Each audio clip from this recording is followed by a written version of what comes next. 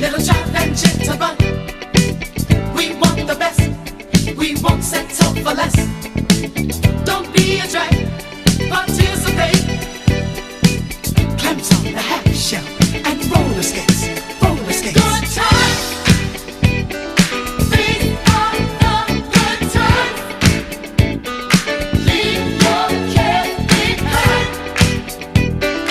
These are the good times. Good times. These are the good times. Are you staying alive? These are the good times.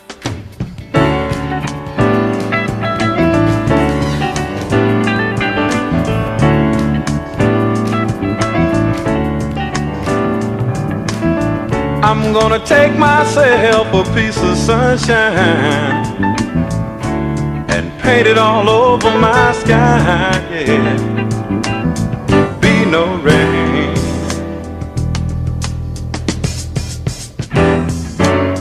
be no rain.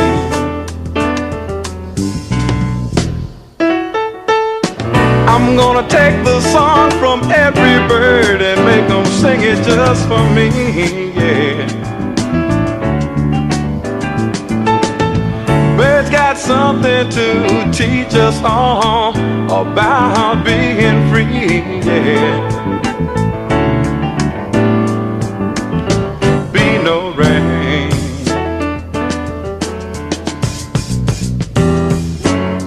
be no rain.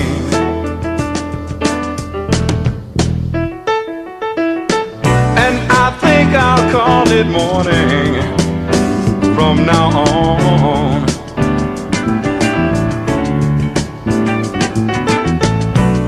Why should I survive on sadness and tell myself I've got to be alone?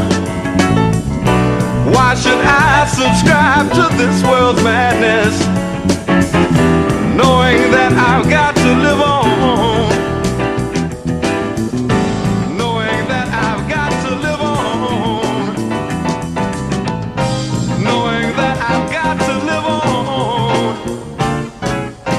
Yeah, I think I'll call it morning from now on. Oh my goodness, good morning. It is Thursday and we're off tomorrow because it's 4th of July. Harry, I'm gonna take tomorrow, and then I'm gonna take Monday too. You heard me? I'm gonna take Monday too, Harry. Make it a long weekend. Because I'm off Monday from everything else. I figure, well, be off from this. No internship tomorrow or Monday because federal government. So long weekend. Well, I think I'm gonna call it. I think I'm gonna take it. And then Harry, I'm off the whole week the following week. So I'm gonna take we off the 3rd. I'm gonna take the 6th. Make it a long weekend. Hey, if you're up early, I'm Babz Rose Ivy. Welcome to LoveBabz LoveTalk. It's hot. We are in a heat wave. Oh my Lord. Woo! I'm not complaining. I'm right now it's 76 degrees. It's 6:30 in the morning. And we are still in extreme heat warning. These conditions are expected to last until Saturday night, 4th of July. Hot. Hot. Hot. Hot. We might see some rain tomorrow. Might see some rain Saturday. We'll see what happens. It's hot. It's all right. We're going to live with it. We're going to take it. I don't hear nobody complaining because I can post up some last winter pictures of all the snow. I could do that. I absolutely could do that. I could absolutely do it. No, I could do it. So we'll see what happens, Babas. We'll see what happens. So yesterday for my internship, um, I had to go up to Wyatt. It's a private prison, private maximum security prison. You know, it's got all the barbed wires all around it. It's an old prison, but it's wrapped tight in barbed wire. And it's a private prison. So it's an ICE detention center too. You know, going in there, I haven't been in a prison in like 18 years. So, you know, hearing all the clanging, banging, changing, ganging, it's just unnerving. It's really unnerving. But I stayed cool, calm, and collected. I did. We had to see 4 clients, 4 very different clients. I'm not going to talk about them because that wouldn't be appropriate on air. But I will tell you, 4 different people. You know, there are monsters among us. There are real, honest to God monsters among us. And they present well. And monsters often do. It's only in our imaginations that they get, wild. But monsters are among us. And I think I was supposed to learn something yesterday. Like I was confronted with something that I've never been confronted up close like this. And I think there was something in that for me. Some childhood haunt.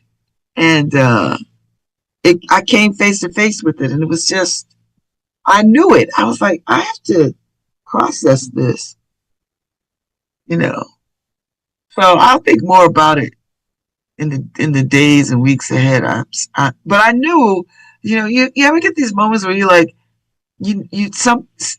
I've developed my intuitive muscle and my self-actualization muscle. And so when I come across people, places, or things that vastly affect me, I immediately go into contemplative and discernment. I don't mess around. I just go right into a contemplative mindset and a discerning mindset. Because I like to get to the heart of whatever it is coming up. I don't like to drag it on. This is why I'm not a drug addict. This is why I'm not an alcoholic. This is why I don't have all the things that people have when they come from a great deal of trauma. Now I got some wounds, but they don't drive the bus. You see what I'm saying? So anyway, I'm gonna take this into I already taken it into contemplative and discerning space, just to like roll back in my mind what was it? What's the thing? It was very interesting. But there are monsters among us. And they do not show up as monsters. They do not present to the world. They present until they are found out to be monsters. They present like ordinary people. So I'll say that. So yeah, so it's a 2-hour ride to Wyatt. It's a maximum security prison. It's got, they've got video. They got rooms where they become little courtrooms, so that you could, if you're locked up, you could sometimes you can still make your court hearing, or you could talk to your attorney via Zoom and all that kind of stuff. And then the interview rooms or the meeting rooms have big ass computer screens. So I don't know, all kinds of stuff could go on. But it was an experience. It was exhausting. It was a long day. It felt like a very long day. And, it was just 4 different people on my brain. Very different. 4 different clients. Nothing connects them except they were all in that space. They were just all in the space. So today I've got a lot of work to do. I've got stuff that's due, and then I've got, I think, court. And I got to put on some very comfortable shoes to walk up and down the street. So I'm going to do that. So I'm going to put on something very, very comfortable. I might put on white pants today too, as long as I got a jacket. So it might be white pants and a jacket and a shirt. You know what I mean? Like it's hot. It is very, very hot. So yeah. So that was very that's what it was. I had bestie dinner last night. We had some steaks. I buy these Costco steaks, these grass fed, ready to go steaks. They're already cooked, just to heat them up. And they're very, very good. I left a pack over at Ife's house, but I might run to Costco and get me some more. They're very good. And I made mashed potatoes. I've been on this mashed potato vibe. So I've been eating a lot of mashed potatoes. And then some broccoli. On a broccoli vibe. So yeah. Listen, it's hot. Very, very hot. Very, very hot. I don't know what's going on in the world. I guess I didn't realize Taylor Swift was getting married. She's getting married at Madison Square Garden. I just was not realizing she was getting married. I knew she was engaged, but I was not thinking she was getting married. I don't know what I was thinking. I mean, it's not my business. She's a grown ass woman. What she wants. She don't need my permission. But I was just like, I don't know. Maybe I didn't know she was engaged. And I just was like, wow. So yeah, she getting married. She getting married in Madison Square Garden. I think this weekend or tomorrow. I think, yeah. So that's impressive. So, okay, girl, go ahead. She married a football guy, right? Kelsey, whatever his name is. So she's getting married. Go ahead, Taylor Swift. But Madison Square Garden just seems so unromantic. But you know what? They could design and hook up all kinds of stuff. So we'll see what happens.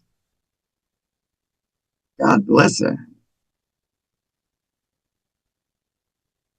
God bless her. God bless her. So, there was something else that I wanted to bring to the light. And yeah, Travis Kelce. I knew it was something. Travis Kelce.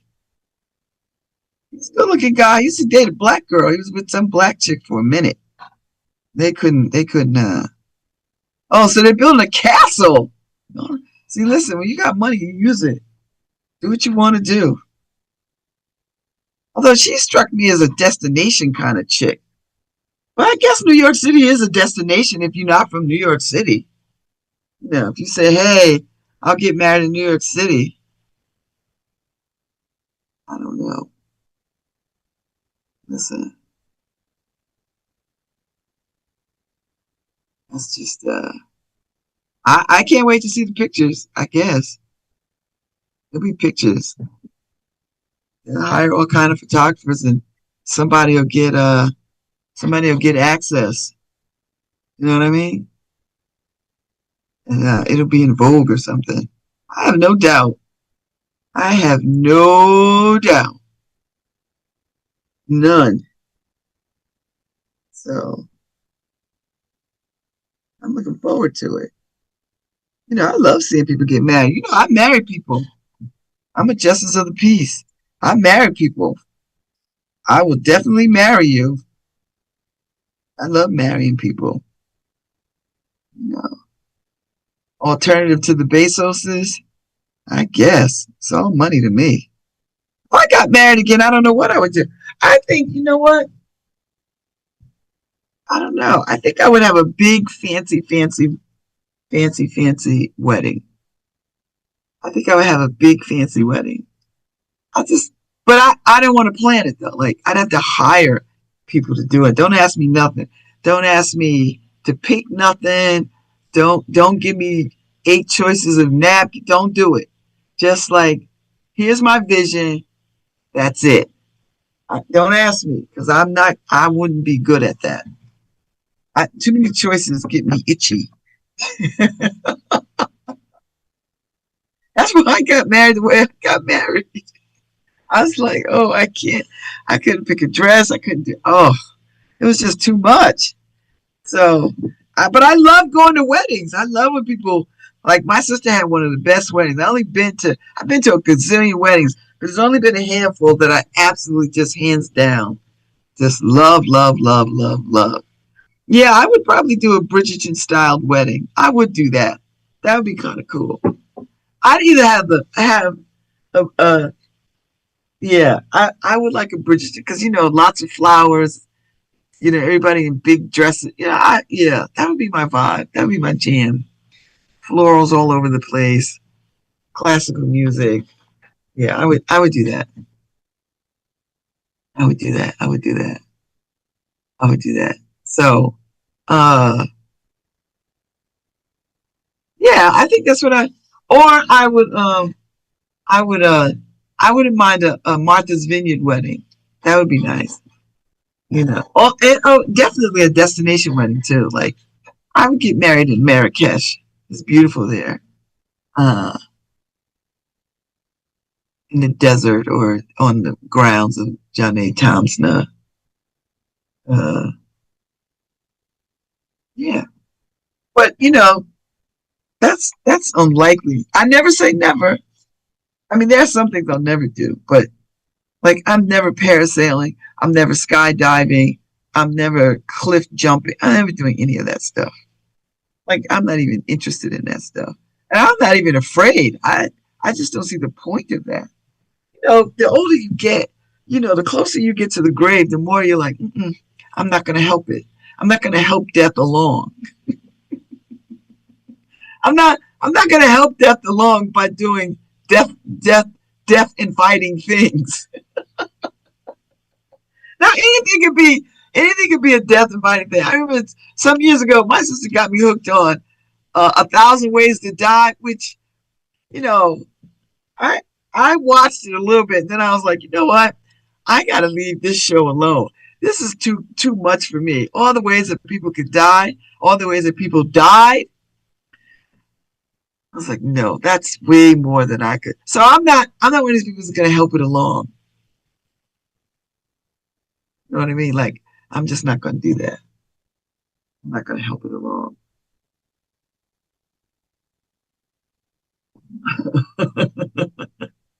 No, no siree. No siree.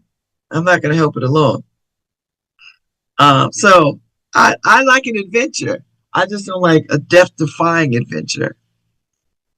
I'm one of those people, you know.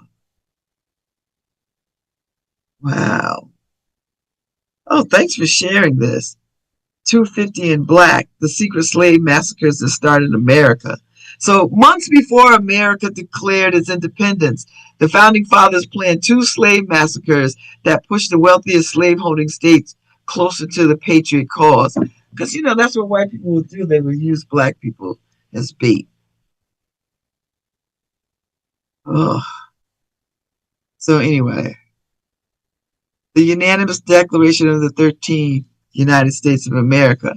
When, in the course of human events, it becomes necessary for one people to dissolve the political bands which have connected them with one another, a decent respect to the opinions of mankind requires that they should declare the cause which impelled them to the separation. So we're all at the 250 celebration. So, and in this piece that my sister sent me, this week you will hear stories about a nation founded by Christian white men who fought against tyranny to ensure liberty and justice for all. If you're lucky, a historian may even mention that a black man was the first casualty in this revolutionary quest for independence. And yes, some of that narrative is true. You can read the actual letters between the founders to confirm their opposition to tyranny and oppression, while very few profess to have had the Holy Ghost. George Washington often swore upon his honor and faith as a Christian. So we know the story of Crispus Attucks. You know that the first black guy who was killed in the Boston massacre because a liberty-loving rebel named Samuel Adams named the historic event. Paul Revere never uttered the fictional phrase, "the British are coming," but he sold posters of the Attucks shooting. White folks gone white, I'm going to tell you right now. Whether it was Jesus, taxation without representation, or the tyranny of a king 3,000 miles away, you don't have to believe what anyone says about why the 13 colonies split from Britain. The reasons are listed right there in a little-known document called the Declaration of Independence. So this is also why you have to believe some of the things they say about America. You could have read how the founders opposed slavery if they hadn't removed it from the original draft of the Declaration of Independence. Neither the original draft, Jefferson's composition draft, nor the final version mentions their position on sugar and grits or going 50-50 in a relationship. Still, the article says, I can promise that there's a subject you won't hear about this week. Although it actually appears on the official list of grievances, your leftist media fave won't bring it up. Your morning news won't mention it, and your favorite historian won't pen an op-ed about it than your favorite newspaper. In fact, none of the founders ever brought up the subject until less than a month before the signing of the Declaration of Independence. 3 bullet points magically appeared on the list of things King George did to create a detestable and supportable tyranny. By inciting insurrection of our fellow subjects with their allurements of forfeiture and confiscation, by prompting our Negroes to rise in arms among us, those very Negroes whom by an inhumane use of the negative he hath, from time to time, refused us permission to exclude by law. By endeavoring to bring to the inhabitants of our frontiers the merciless Indian savages whose known rule of warfare is an undistinguished destruction of all ages, sexes, and conditions of life of existence. So 2 weeks later, these 3 offenses had merged into one item that appeared in the Declaration of Independence that you will be celebrating. So anyway, what we do here in New Haven, I mean, everybody's got the 250 celebration fever, but the Beinecke, under Mike Moran's leadership, they have read the Declaration of Independence aloud, and then juxtaposed against that is Frederick Douglass's oration, "What to the 4th of July is to the Negro slave." To the slave. What is your 4th of July to the slave? And that was written in 1852, which was 6 or 7 years before the Civil War. You know, because we were enslaved. You know. And then they read something from the articles from the women's piece. So that you see how all these things come together, that everybody was grappling with what to do in this new land, and you know, who gets to be people and who gets to be heard, who gets to be in leadership. You know.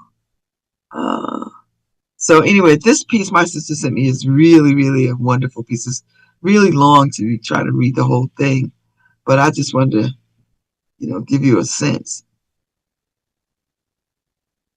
But the gist of it is they were considering heavily to kill Negroes rather than set them free, rather than allow them to serve in military status, that they were willing to shoot them. So interesting. So something to think about as we celebrate 1776. We were enslaved, you know. So the 4th of July is, not really our holiday, but everybody wants to get on the American bandwagon. We as Americans, we are. I rightly claim that. My people's blood is in the soil, so I claim it. I am Western in my education and in my awareness and how I see the world. I see the world through Western eyes. That's just what it is. You know, what is it? What is the to be black in America is to be African with no sense of home. Paraphrase. So that's a real sort of thing that we grapple with as black and brown black people across the diaspora. You know, we we wrestle with that. Yeah, they wanted to kill them to set examples and nudge the states that they were on the wrong side fence about separating from the Brits and the monarchy. And honestly, that's still the same playbook. That's still the same playbook. They ain't changed. That's still the same playbook. Look at the Supreme Court. Look at these red states. It's just they would have rather have their citizens starved and poor than to do right by their state. Which is crazy talk to me. Listen, Connecticut, we are the most educated, segregated state in the country. We are still, even with Shep versus O'Neill, we are still very much segregated. You would have thought it's like 18 something something here in the 1800s, the way we are segregated. I don't get so riled up by that, the way people would get riled up about it. We could be separate and equal. I know, unpopular. But I just don't think being adjacent to whiteness is the answer. Just make all the schools equally stacked, and then that's it.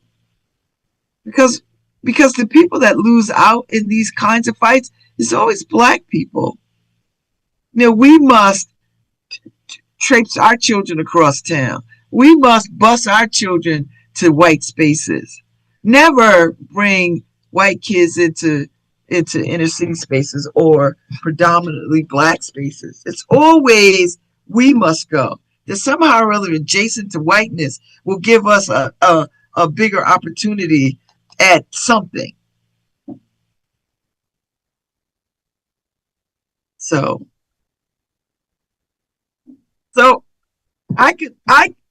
we already, just because I say we live with segregation, that's just what it is. I would rather walk in truth than to keep having these ridiculous conversations about what must we do about segregation, as if we do not know what to do about segregation of education. But we're not willing to do anything about segregation in education because there's no political will to do so. So, with that said, stack all the schools with the same resources, the same stuff. Everybody gets all the same stuff. Same amount of money per child spent in over here in this neighborhood as is this neighborhood. Make everybody's tax dollars equal in the education game, and then see what happens. But I guarantee you, I know something about black excellence, and black excellence will get everybody wanting to be around that rather than getting our kids to whiteness, adjacent to whiteness and the mediocrity of that. Because if you turn us loose and let us do what we know to do, black excellence rises every single time. Every single time. Every black school that you see on the come up comes up. And then somehow or other, they start to look at these black schools, predominantly black schools, and then they start their campaign of dismantling it. We've watched it across this country. We see it in Chicago. We see it in Detroit. We see it in New Haven.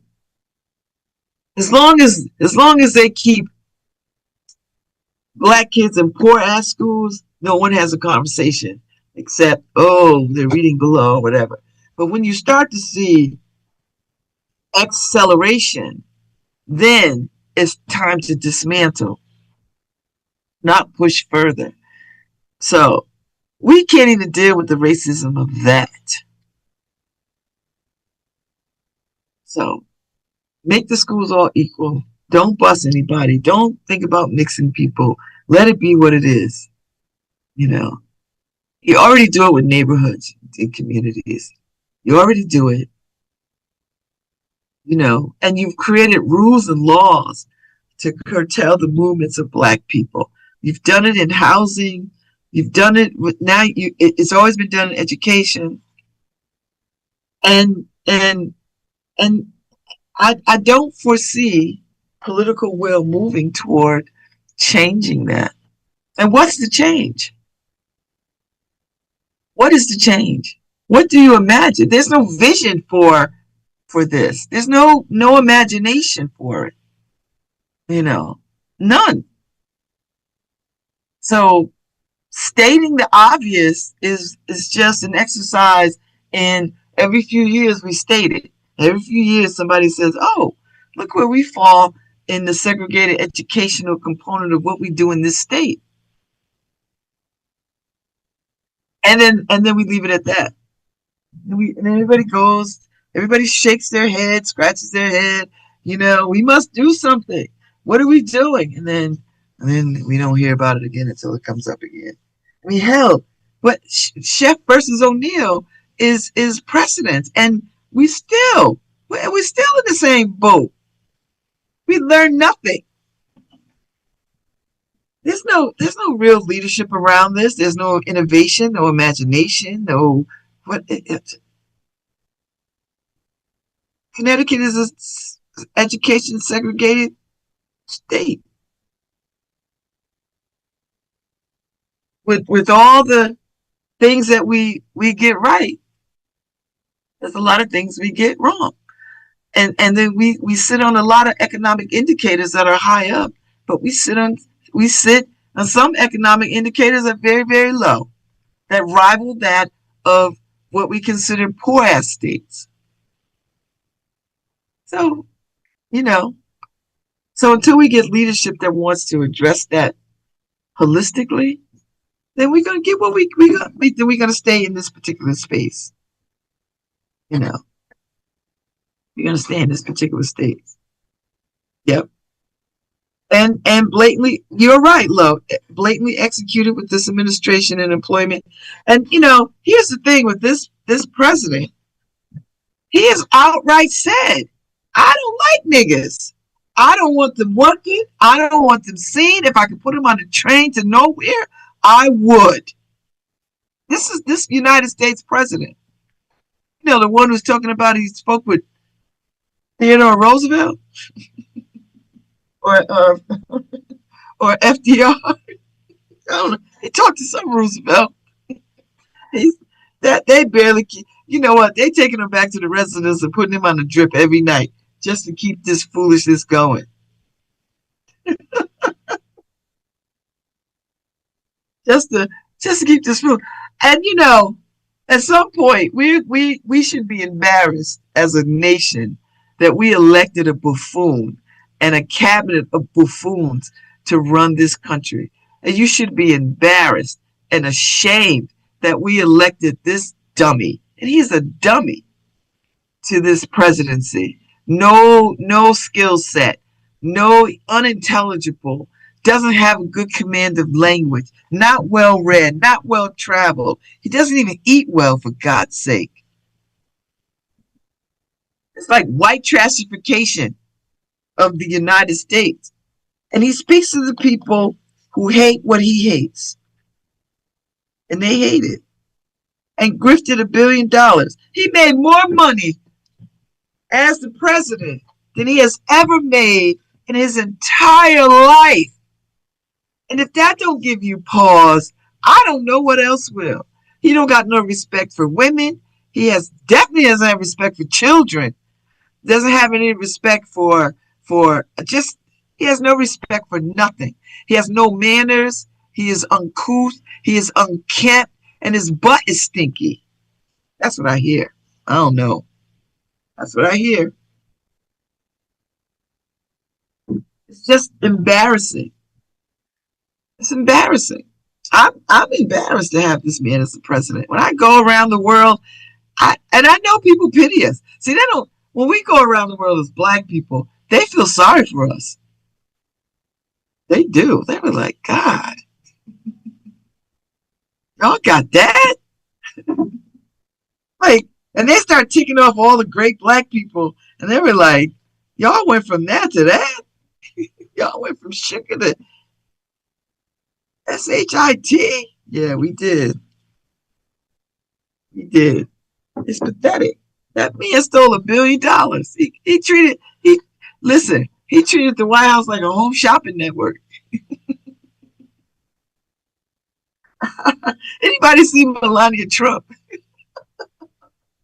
She didn't accidentally fall down some stairs, has she? No, she not. She didn't fall down some stairs. She's still around. I'm so glad the Supreme Court has some sense, and they don't have much. Thank God the three justices who can fight back. Gosh, they didn't end birthright. I'm like, does he not understand? If he ends birthright citizenship, all his kids gotta go. All of them.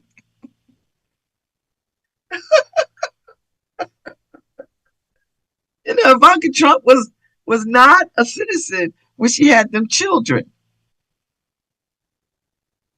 Neither was Melania when she had Barron.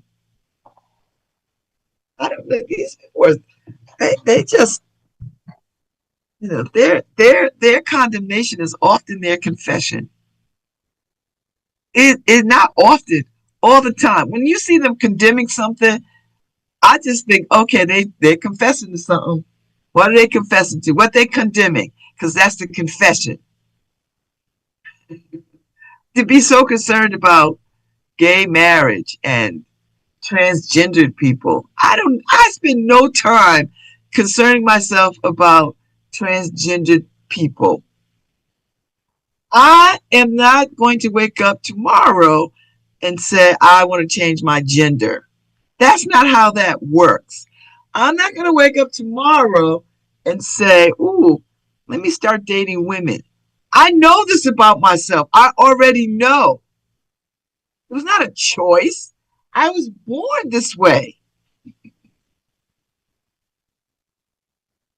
So when they ask these stupid questions, well, when did you know you were gay or something? Well, when did you know you were heterosexual? When did you know that?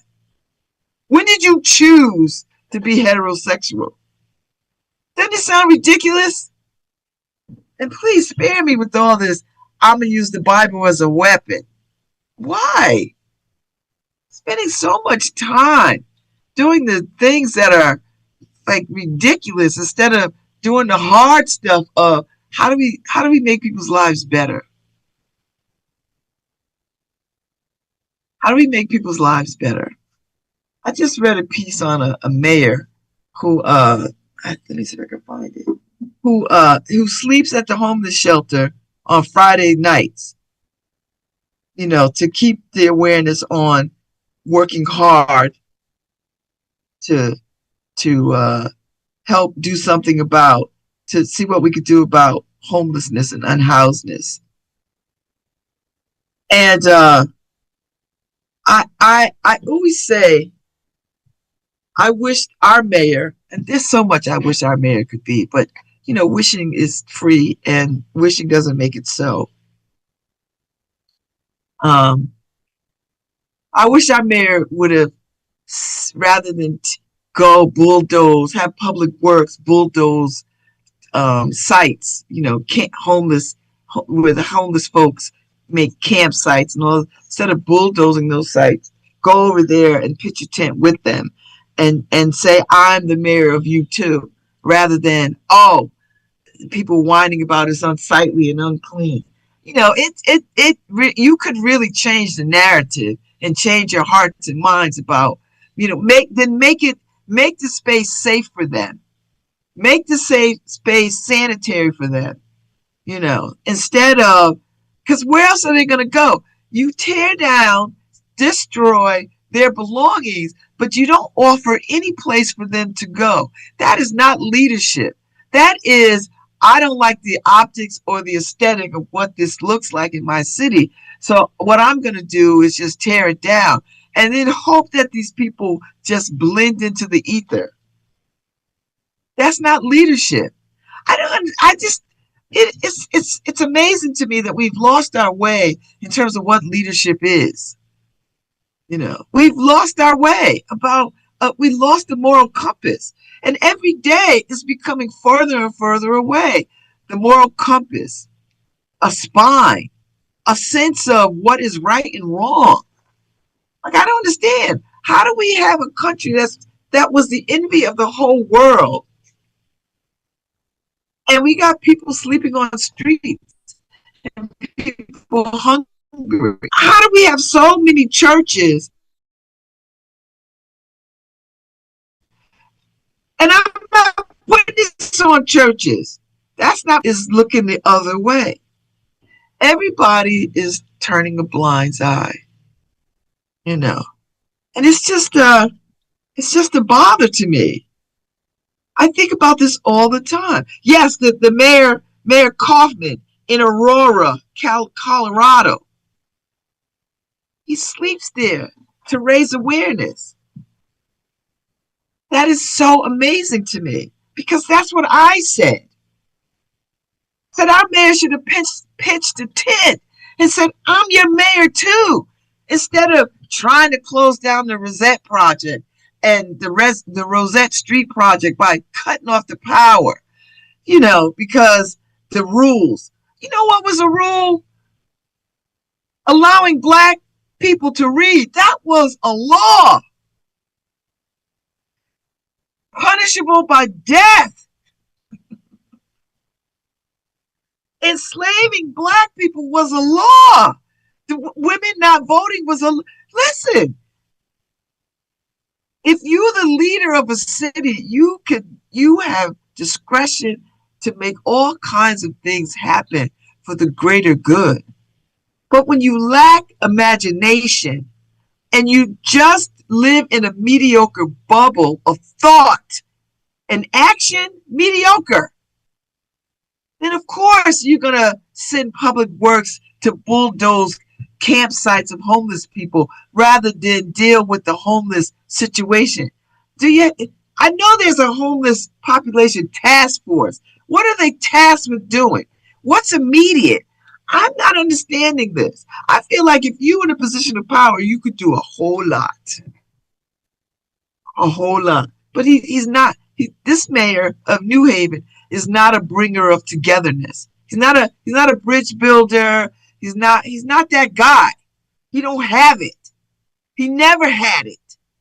He never had it. Never had it. And I don't know who on the horizon has it.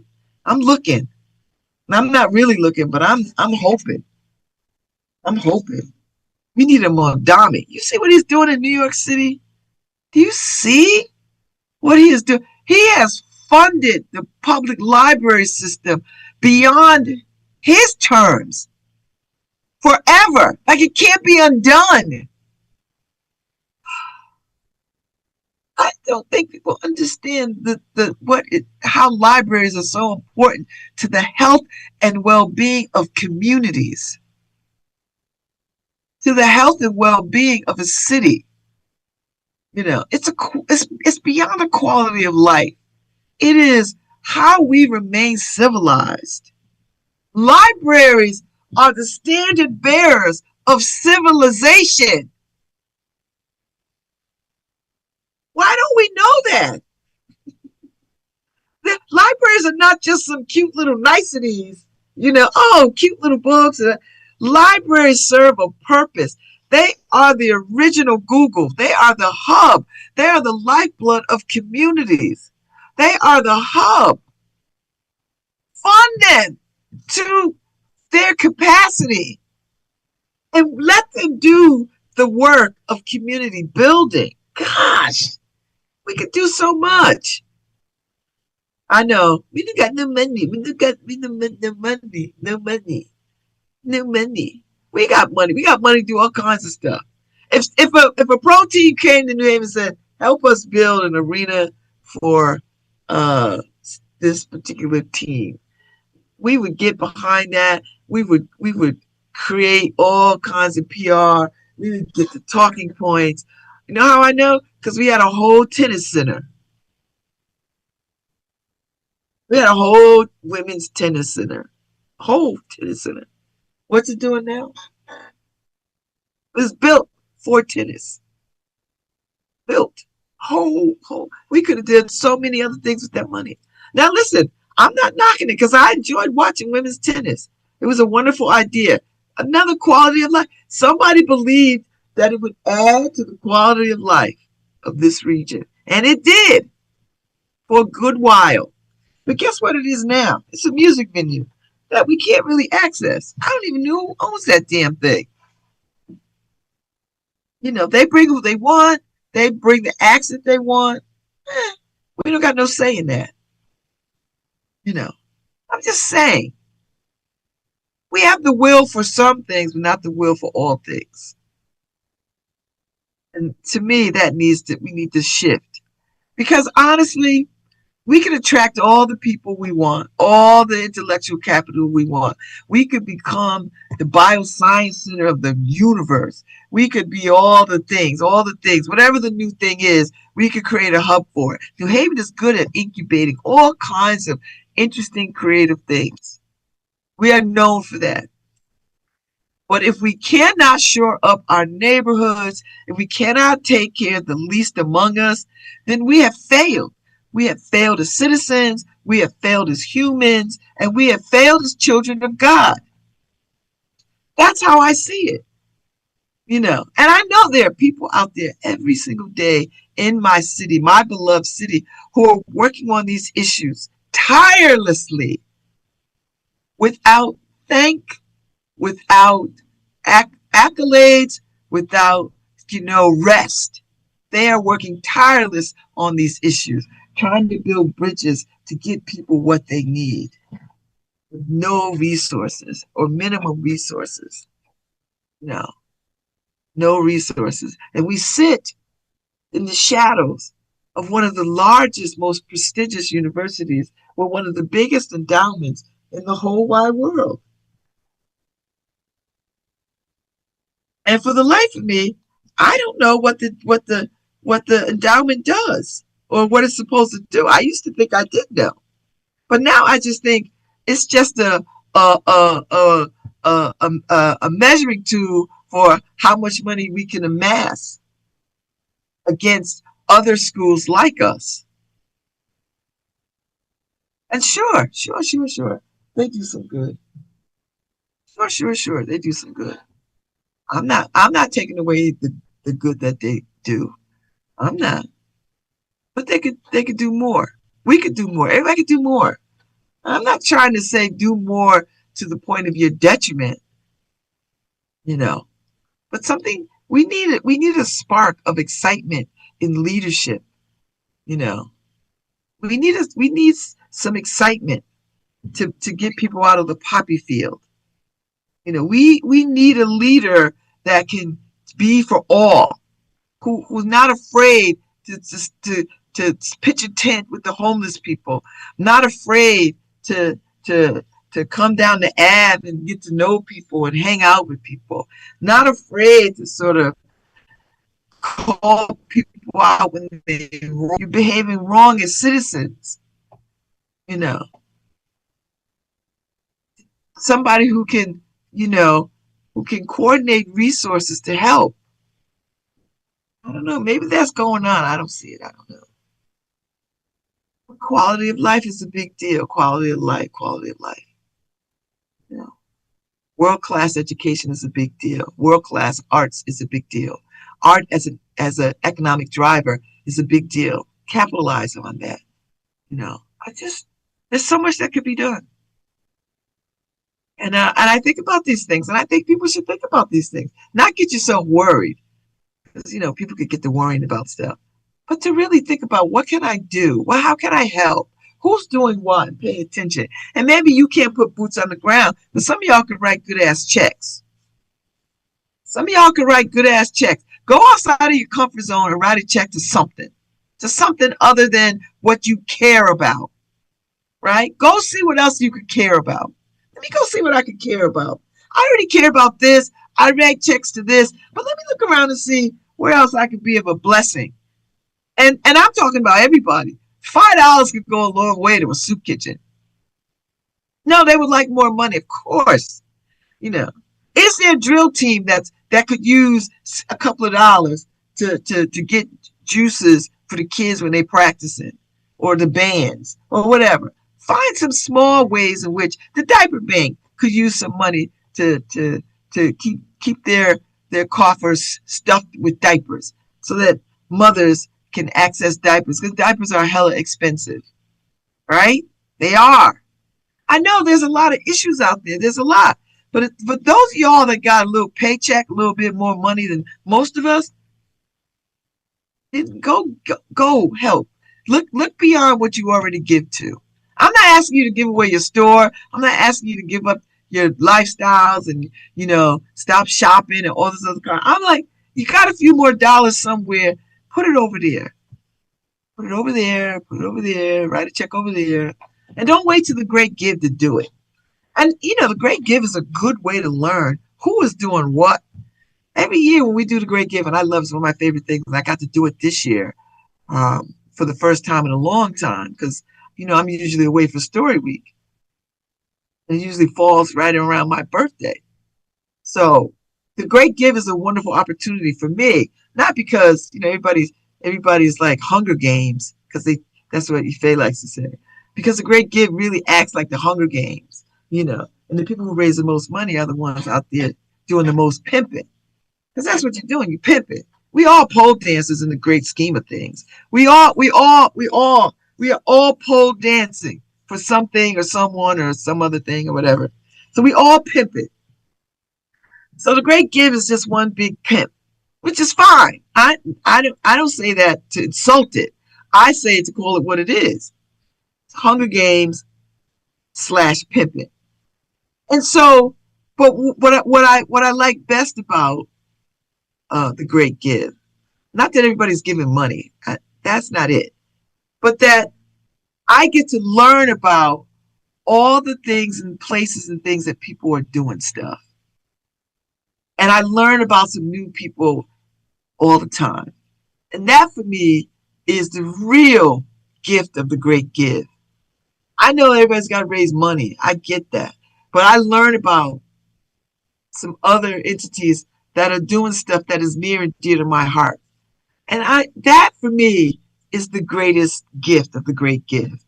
That and particularly when they come on the radio show, because WNHH, we dedicate a radiothon, two days, to getting people on in time slots. And we never have enough time slots for all the people that want to do it. So we create our own little Hunger Game within that, and then they got to come on, they got to do a talent. But it is so fascinating to sort of see all the different organizations that are doing some of the really cool stuff to add to the value of our city, of people's lives, the care and the concern, and the fact that they got to be out here, pole dancing for money, is challenging to me.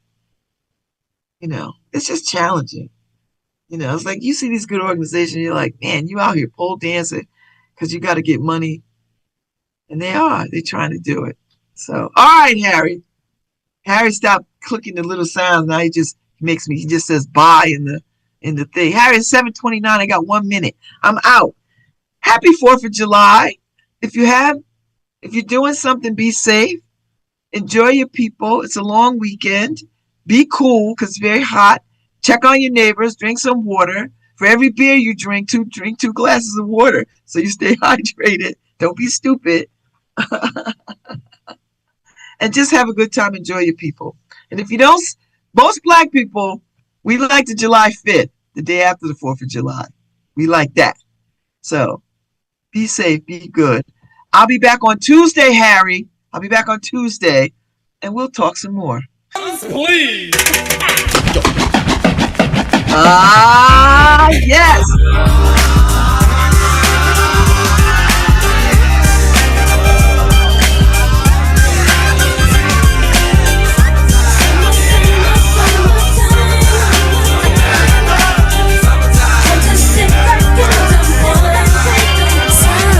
Here it is, a groove slightly transformed. Just a bit of a break from the norm. Just a little something to break the monotony of all that hardcore dance that has gotten to be a little bit out of control. It's cool to dance, but what about a groove that soothes and moves romance?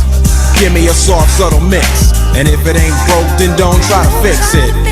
And think of the summers of the past. Adjust the bass and let the Alpine blast. Pop in my CD and let me run around and put your car on cruise and lay back, cause it's summertime.